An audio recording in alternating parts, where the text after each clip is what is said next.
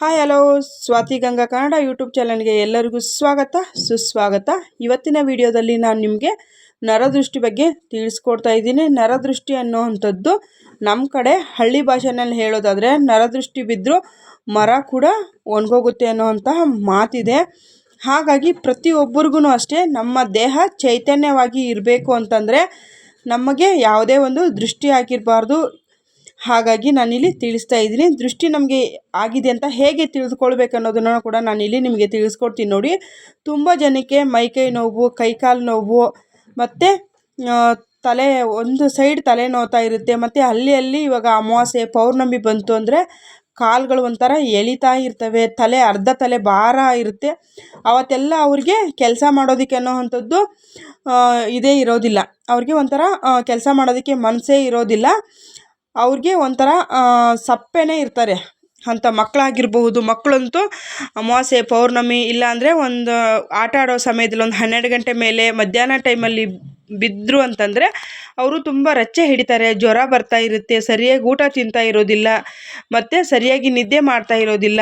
ಆವಾಗ ನಾವು ಅರ್ಥ ಮಾಡ್ಕೊಳ್ಬೇಕು ಮಗುವಿಗೆ ತುಂಬ ಅಂದರೆ ತುಂಬ ದೃಷ್ಟಿಯಾಗಿದೆ ಅಂತೇಳಿ. ಯಾವುದೋ ಒಂದು ಫಂಕ್ಷನ್ಗೆ ಹೋಗಿ ಬಂದರೆ ಮಕ್ಕಳು ಅಳೋದಕ್ಕೆ ಸ್ಟಾರ್ಟ್ ಮಾಡ್ತವೆ, ರಚ್ಚೆ ಹಿಡಿತವೆ.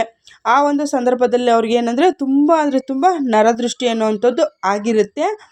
ಹಾಗಾಗಿ ಮಕ್ಕಳು ತುಂಬ ಅಂದರೆ ತುಂಬ ರಚ್ಚೆ ಹಿಡಿತವೆ, ಊಟ ಮಾಡೋದಿಲ್ಲ. ಅಂಥ ಒಂದು ಸಂದರ್ಭದಲ್ಲಿ ನಾವು ಏನು ಮಾಡಬೇಕು ಅನ್ನೋದನ್ನು ತಿಳಿಸ್ಕೊಡ್ತೀನಿ ನೋಡಿ. ಇವಾಗ ತುಂಬ ಜನ ಮನೆಗಳನ್ನು ಕಟ್ತಾ ಇರ್ತೀರಿ. ತುಂಬ ಜನರು ಈ ರೀತಿ ಒಂದು ಪ್ರತಿಮೆಯನ್ನು ಹಾಕಿರ್ತಾರೆ, ರಾಕ್ಷಸನ ಒಂದು ಪ್ರತಿಮೆಯನ್ನು ಹಾಕಿರ್ತಾರೆ. ಯಾಕಂತಂದರೆ ಇವಾಗ ಕಡಿಮೆ ಬೆಲೆದನ ಮನೆ ಕಟ್ಬೋದು, ಜಾಸ್ತಿ ಬೆಲೆದನ ಕಟ್ಟಬಹುದು. ಮನೆಗೆ ದೃಷ್ಟಿ ಆಗಬಾರ್ದು, ಯಾವುದೇ ಒಂದು ನಕಾರಾತ್ಮಕ ಶಕ್ತಿ ಬಂದು ಮನೆಯೊಳಗೆ ವಾಸ ಮಾಡಬಾರ್ದು ಅಂಥೇಳಿ ಆ ಒಂದು ಪ್ರತಿಮೆಯನ್ನು ಹೊಸ ಒಂದು ಮನೆಗೆ ಕಟ್ಟುವಂಥದ್ದು ನೋಡಿ. ಇಲ್ಲಿ ನಾನು ಸಾಂಬ್ರಾಣಿ ಧೂಪದ ಬಗ್ಗೆ ನಿಮಗೆ ತಿಳಿಸ್ಕೊಡ್ತಾ ಇದ್ದೀನಿ. ಈ ಸಾಂಬ್ರಾಣಿ ಧೂಪ ಅನ್ನೋವಂಥದ್ದು ತುಂಬ ಅಂದರೆ ತುಂಬ ವಿಶೇಷವಾಗಿರುವಂಥದ್ದು. ನಾನೆಲ್ಲ ಪೌಡರ್ ಮಾಡಿನೇ ಇಟ್ಕೊಂಡಿದ್ದೀನಿ. ನಿಮಗೆ ಬರೀ ಸಾಂಬ್ರಾಣಿ ಮಾತ್ರನೇ ಕಾಣಿಸ್ತಾ ಇರ್ಬೋದು.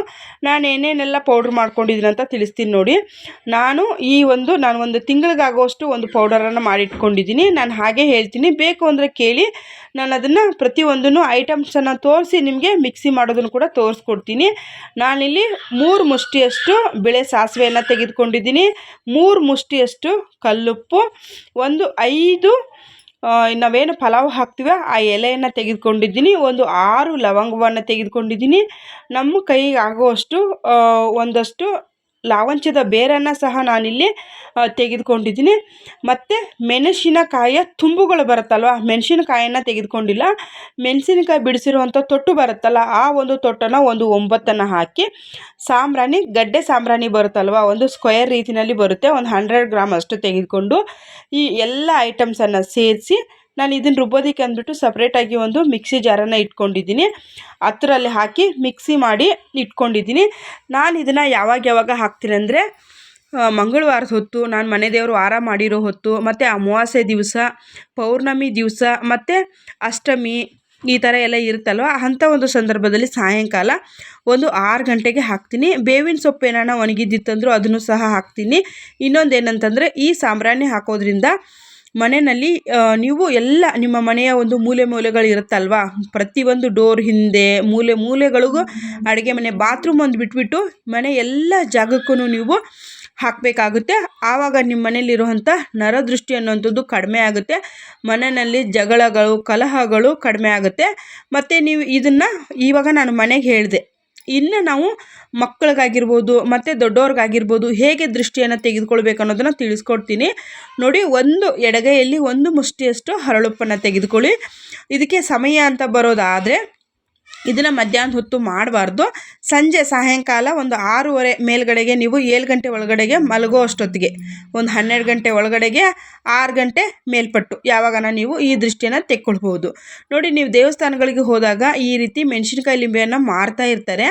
ಅಲ್ಲಿ ನೀವು ತೆಗೆದುಕೊಂಡು, ಅದಕ್ಕೇನು ಕೇವಲ 10 ರೂಪಾಯಿ ಇರುತ್ತೆ ಅಷ್ಟೇ. ಅಲ್ಲಿಂದ ತೆಗೆದುಕೊಂಡು ಹೋಗಿ ದೇವಸ್ಥಾನದ ಹತ್ರ ಕೊಟ್ಟರೆ ತಾಯಿಯ ಮಡಿಲಲ್ಲಿ ಇಟ್ಟು ಪೂಜೆಯನ್ನು ಮಾಡಿ ಅವರೇ ಹೇಳ್ತಾರೆ, ಈ ರೀತಿ ನೀವು ದೇವ್ರ ಮನೆಯಲ್ಲಿಟ್ಟು ಪೂಜೆ ಮಾಡಿ ಅಂಥೇಳಿ.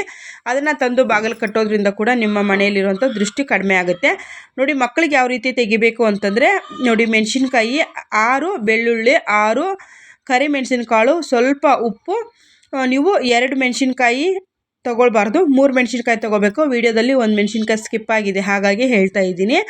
ಇದನ್ನು ತಗೊಂಡು ಎಡಗೈಯಲ್ಲಿ ಮುಷ್ಟಿ ಮಾಡಿಬಿಟ್ಟು ಬಲಕ್ಕೆ 3 ಸತಿ, ಎಡಕ್ಕೆ 3 ಸತಿ ತೆಗೆದುಬಿಟ್ಟು ತಲೆಯಿಂದ ಪಾದದವರೆಗೂ 3 ಸತಿ ತೆಗೆದು 3 ಸತಿ ನಿವಾಳಿಸ್ಬಿಟ್ಟು ಇದನ್ನು ನೀವು ನಾನೇನು ಇವಾಗ ಸಾಂಬ್ರಾಣಿ ತೋರಿಸಿದ್ನಲ್ವ ಅದ್ರ ಜೊತೆ ನಾನು ಹಾಕಬಹುದು.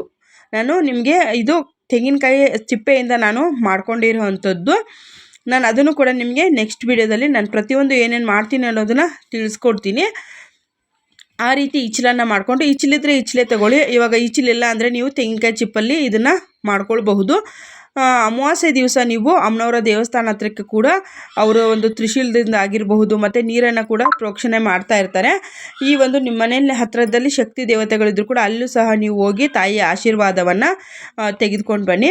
ಬಿಳೆ ಸಾಸಿವೆ ಏನಕ್ಕಪ್ಪ ಅಂತಂದರೆ ನಿಮ್ಮ ಮನೆಗೆ ಒಂದು ಹಣದ ಸಮಸ್ಯೆ ಇರುತ್ತಲ್ವ, ಅದು ಜನರನ್ನು ಆಕರ್ಷಣೆ ಮಾಡುತ್ತೆ. ಲಾವಂಚದ ಬೇರಾಗಿರ್ಬೋದು, ಬಿಳೆ ಸಾಸಿವೆ ಆಗಿರಬಹುದು.